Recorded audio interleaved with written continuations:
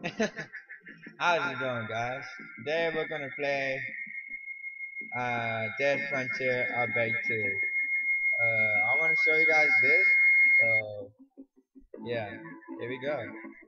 On June 29th, 2016, our lives changed forever. A virulent man-made virus had been mysteriously released into the population, mutating the infected into ravenous, flesh-eating zombies. The outbreak had claimed untold lives, but somehow my wife and I had managed to survive. We escaped the carnage of the cities by driving deep into the countryside, hoping to find relative safety at our parents' farm. When we arrived, we were relieved, not only to find our parents still alive, but with the help of the locals, they had managed to fortify the farm. The granary held enough grain to feed us for months, and we had plenty of ammunition. It seemed as though we could survive here almost indefinitely. All too soon, we realized things weren't that simple. With no one working at the local sewage treatment plant, filth had found its way into our drinking water. A disease we had all but forgotten about came back to haunt us: cholera. Without antibiotics to treat the infection, people grew weaker and weaker, and finally died. It was clear that if someone didn't go and find some medicine soon, we'd all be wiped out within a month. Those still healthy enough to hold a gun decided to draw straws. Mine was the shortest. Mine was the shortest. Having been chosen for the mission into town, I wasted no time and started preparing immediately. I realized that even decisions that seemed unimportant at the time could make the difference between life and death later on. With that in mind, I headed to my father-in-law's wardrobe and started to think about what I should wear. What shall we wear? You guys decide, but I decided to put on camouflage combat I fatigue. chose to wear the old man's combat fatigue. I hoped it would make me much harder to spot. Yep. Army style. I knew that I was heading straight into a meat grinder. Zombies still wandered the streets, devouring any living thing that crossed their path. I knew that confrontation with the infected was inevitable, and so after I got dressed, I headed straight for the armory. Oh, your gun. Pick any gun you like. For me, I picked the submachine gun, SMG. I took the submachine gun so I could mow the bastards down. Having armed myself, I grabbed a rucksack to carry some additional supplies. It was imperative that I traveled light so I could complete my mission as quickly as possible. My fellow survivors were counting on me getting back with antibiotics as soon as possible, and the risk of being unable to outrun the infected was one I wasn't willing to take. Just to let you guys know, the guy who's talking, that's you. Alright. You can take either extra ammunition or first aid kit. But a crowbar would do too, because it might come in handy for next one. So I suggest a crowbar. Both a useful tool and a deadly weapon, the crowbar seemed like the obvious choice. Yep. I was almost ready to leave the safety of the compound. For the first time since arriving, I felt truly afraid. I knew that I may never return from this mission, but if I didn't go, what little remained of my family would be wiped out. I knew my wife was sick, and unless I got her the medicine soon, after all we'd been through, I couldn't let it end like this. So are you. Alright, you can say goodbye to your wife. All three of these are the same. So is the others. So just go. This is hard enough it is, or say goodbye to your wife. You could do it nice, or just go as quickly as you can, or you want to drink before you left. I suggest I would drink. There wasn't a great deal of alcohol left in the compound, but I managed to convince my father-in-law to let us open his last bottle of 32-year-old scotch. Those of us still well enough to walk joined me in a farewell drink and toasted my swift and safe return. It wasn't much, but the alcohol took the edge off my fear, and the camaraderie reminded me just why my mission was so important. Alright. I took a deep breath and stepped out of the compound into the wasteland beyond.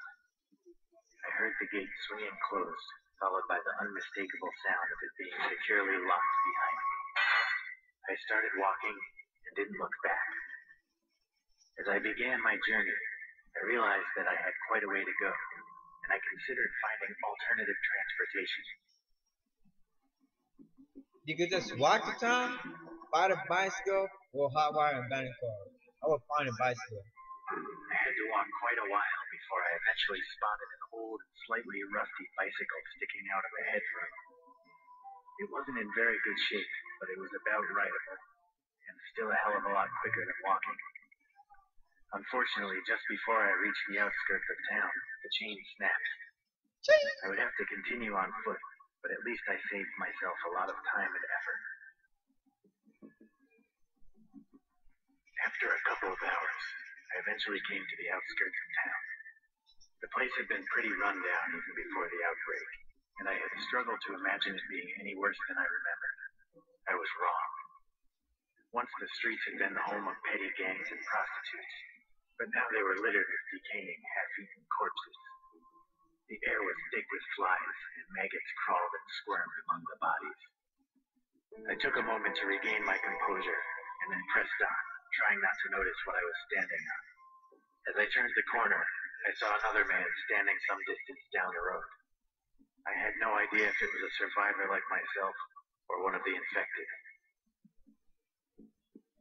If I hear it, it's limping. That's just a hint. It's limping. So you can sneak past, talk to him, shoot him, or attack him with your crowbar. But only if you have a crowbar. So I'd rather sneak past I him. couldn't be sure if the man was still human or not, and I didn't want to waste ammo unnecessarily.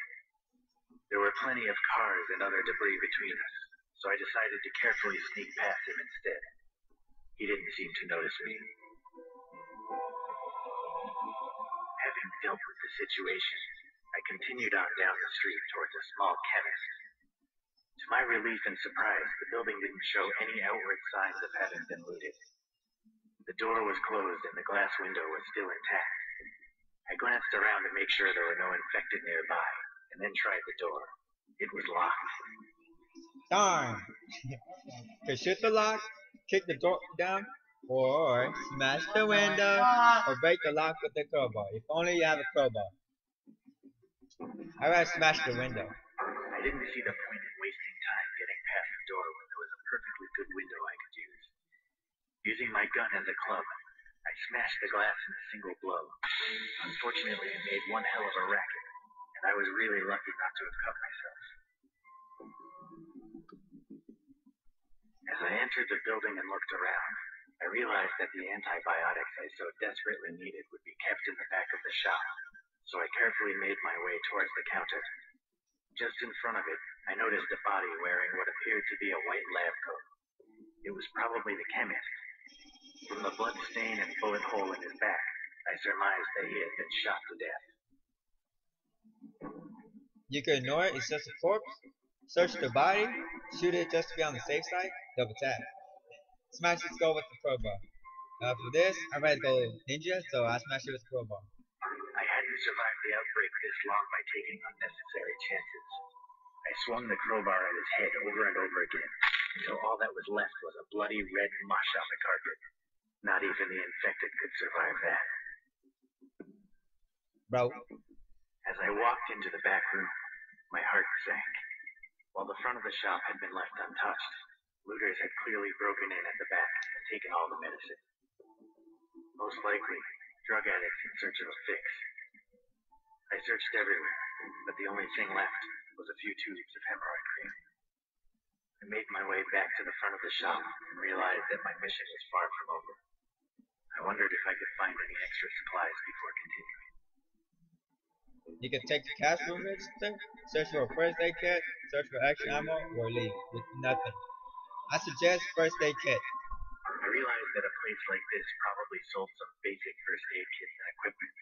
It didn't take long to find what I was after. I put it in my backpack and then headed back outside. I pressed on towards the local mall. It was the only other place in town that I knew for sure had a pharmacy. There may have been other places, but I didn't know where they were, and didn't want to risk getting eaten alive while looking for something that might not exist. As the mall finally came into view, I felt a strange mix of relief and horror. I was now close to my goal, but it seemed that the last few hundred yards would pose an almost insurmountable problem. The plaza in front of the building was infested with zombies, idly wandering in circles and occasionally bumping into each other. As I wondered what to do next, the wind suddenly changed direction, carrying my scent toward the pack of infected. In near perfect unison, the infected sniffed the air and turned to stare directly at me. A split second later, they charged. Try to hide in a abandoned car? That'd be stupid. Run past them into the mall? That'd be even stupid. Open fire and wipe the bastard out? You'll waste all the ammo if you want. But I'd rather run about the block and try to find one of I them. knew I didn't stand a chance against the oncoming mob of post-human cannibals, so I turned on my heels and fled as quickly as I could. The infected were surprisingly fast on their feet, but luckily they struggled to avoid the mass of abandoned vehicles and debris that covered the road.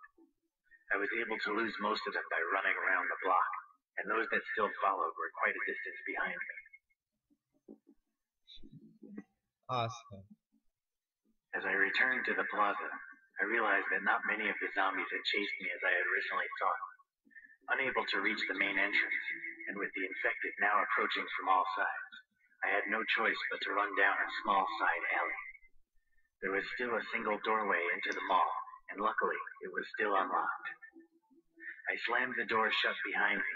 It seemed reasonably strong and was small enough to prevent large numbers of infected from pushing against it all at once. Still, leaving it as it was definitely posed a risk. Lock the door with the bolts? Try and find something barricaded with? Lock the door first and barricade? It's like both 1 and 2. Or leave it unlocked as emergency escape rope. That's stupid. So I picked 3. I closed the bolts on the door and then quickly looked around for something to barricade it. Luckily there was some old tables and chairs nearby, which I was easily able to wedge in front of the entrance. No one would be getting in or out this way anytime soon. Now that I was reasonably sure that the infected wouldn't be getting into the building the same way I did, my attention turned to my new surroundings. I was in a long hallway with several storage rooms on either side. From the vague odor of damp and chemicals, I realized this was obviously some kind of basement used primarily by the cleaning staff. I could see a stairwell leading up to the main building at the end of the hall. To ensure the area is secure, I will mostly do that. Call out to any survivors? Stupid. But anyways, head straight for the stairs. Oh my god. Search for supplies if you wanna. So I better pick 1. I carefully explored the various side rooms, making sure that none of the infected had made a home here. Fortunately, this part of the building was empty, but I soon realized that some of the rooms posed a serious problem for security. Several of the windows had been smashed in the chaos following the outbreak. Since I didn't have the time or resources to block up every one, I instead closed all the interior doors and wedged chairs under the handles. Alright, I'm gonna have to end it here. Hope you guys like it. I'll do this again on the next video. I'll see you later.